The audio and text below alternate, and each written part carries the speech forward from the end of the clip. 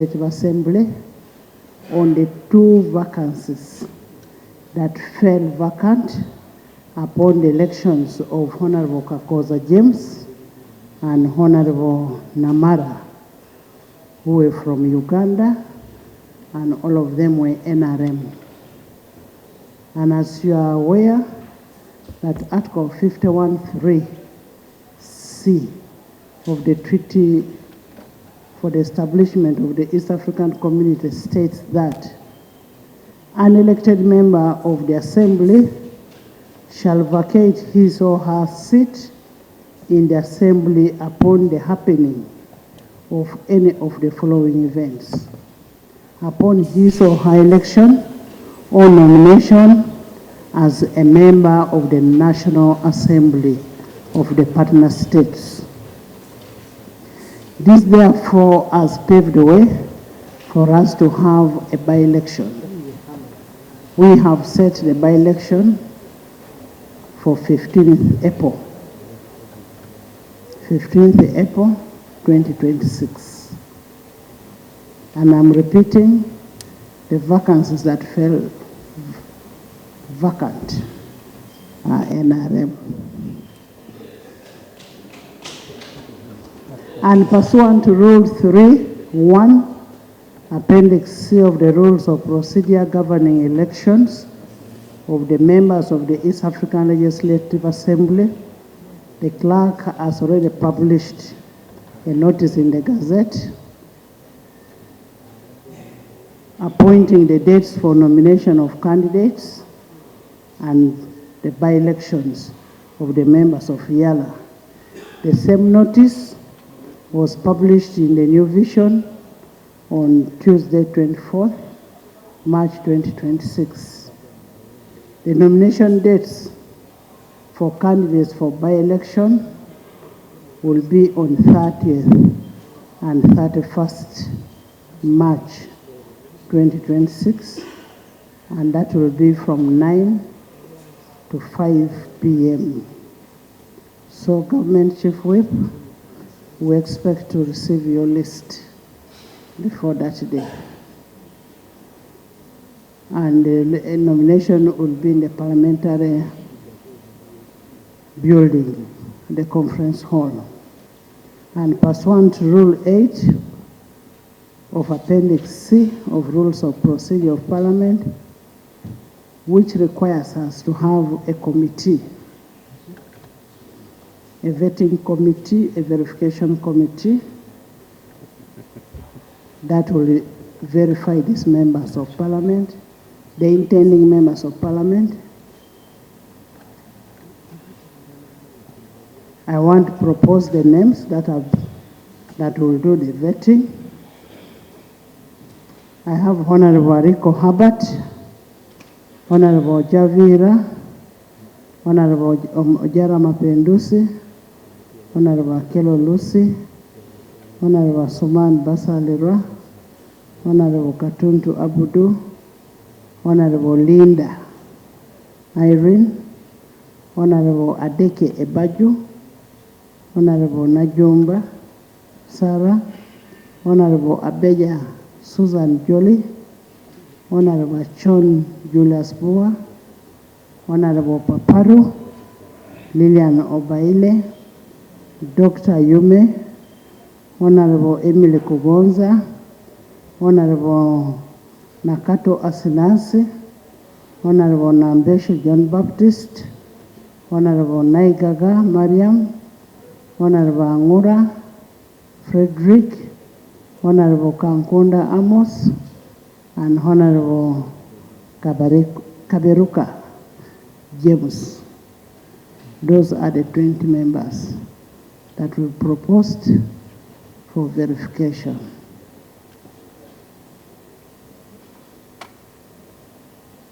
Speaker, I don't have any objection to the names, but my concern is that the number needed to be odd so that in a situation where there is voting, at least you will have a number that can decide. That is my concern, Right Honorable Speaker. Rule 8 of Appendix C specifies 20 members. 20. Yes. Thank you, Right Honorable Speaker. Right Honorable Speaker, I have no problem with the names proposed. My concern was...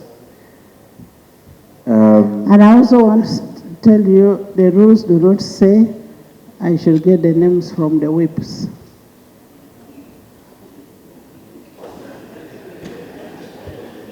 I have been watching, everybody has a side. Everybody has a side. So the ones I've picked do not have sides. Madam Speaker, that's not my concern.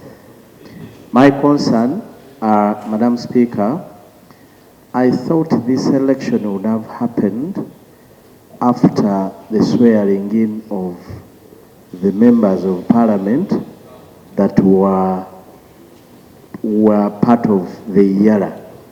After they are swearing in here, they assume responsibilities here, then their replacement would have started then.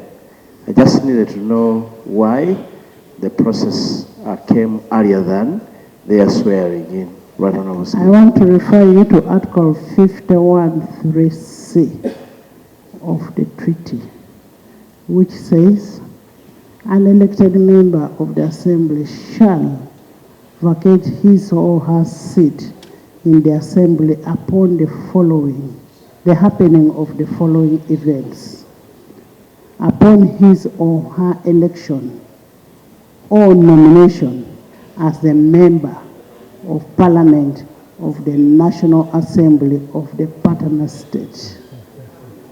Nomination. It does not talk about swearing in.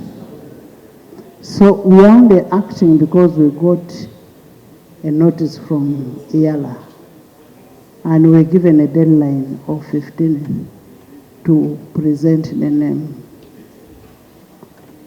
Yes, Love, before you come in, let's have the small drums first. Let's Silo. Right Honorable Speaker, we want to thank you for the timely information. There's no way we are going to behave like we fear elections.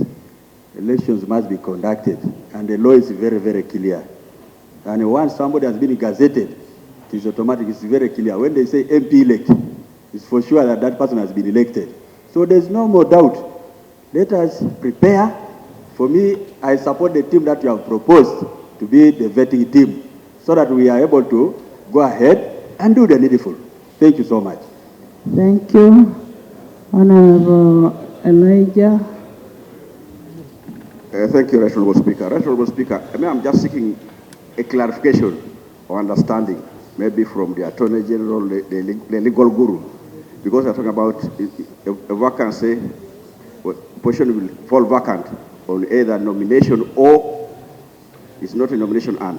What's the meaning of the nomination? Because some have been misinterpreting it different ways. Say, what about those who were nominated? They went into election, but they didn't get elected. So I need just clarification. I think the public needs that clarification, and the candidates, those who are viewing for those positions, can it be clarified? What's the meaning of that, the nomination or election? Because it's not nomination and election. Maybe the Attorney General can help us. Honorable Elijah, before Attorney General comes, we have parliaments that have nominated MPs like Kenya. They are not elected. It is just simple logic. Maybe Attorney General. Thank you very much, Right Honorable Speaker, Honorable Members. Right Honorable Speaker, Honorable Members, I have listened to your communication with the House. I tend to hold a different view of what an election is, because an election is not an event, it's a process. Like Honorable Member said, a member is a member elect, but you do not become a member of Parliament until you have completed certain activities. For example, we have the 11th Parliament sitting now. We have MPs elect who are not in the 11th Parliament. They cannot be called MPs until they are sworn in. And the term of office in Uganda at least ends on 12th May. But Right Honorable Speaker and Honorable colleagues, if you will allow me to take time off, that is my understanding of the provision as it is, and you're correct. The provision, Article 51(3) was providing for different methods of accession into office. There are those who do it by nomination and others do it by election. But election is not an event, it's a process. And you cannot say you have completed the election unless you have completed that process. So I will probably... so what would you advise the Ugandan Parliament not to go through an election and disregard the letter from EALA? Right Honorable Speaker and Honorable colleagues, if you allow me to study this matter, render a written opinion, confer with the CTC at Arusha, and understand what the issue is from their perspective, then we can render the necessary guidance. Right now you have a letter that the EALA has given, and I'm sure the Parliament is well within its right to proceed with that, but we shall confer with them and guide them, because we think there is a misinterpretation of the law in that regard. Thank you. In the meantime, I will put a question for the verification team. I put a question that the 20 members whose names I've read be approved as a verification committee for the purpose of EALA by elections. Those in favor say on the contrary, nay. The ayes have it. Not find ourselves running into a legal brick wall. So now with the Attorney General, because our colleagues, the two colleagues who are current members of EALA and have now been elected to the 12th Parliament, are not MPs yet until they do swear. Because what happens if, for example, God forbid, okay, let me use a lighter one. If, for example, court decides to throw one of them out before they swear in, somebody petitions and the matter is heard summarily, and no, the God forbid was for something worse. So I decided to use a lighter one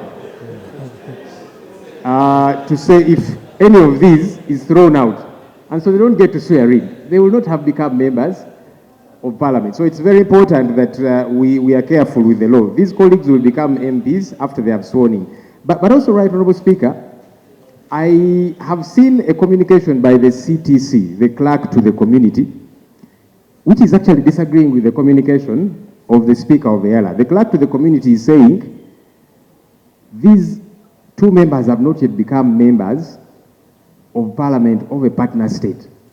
Why? Because the swearing in has not happened. So there is quibbling now between the Speaker of EALA, the clerk to the community, and then there is us here proceeding with these matters. So I think we need to just wait it out a little bit and not be in a hurry, so that we are on the right side of the law.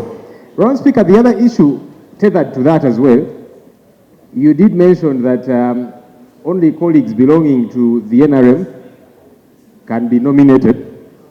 I did not say only colleagues belonging to the NRM will be nominated.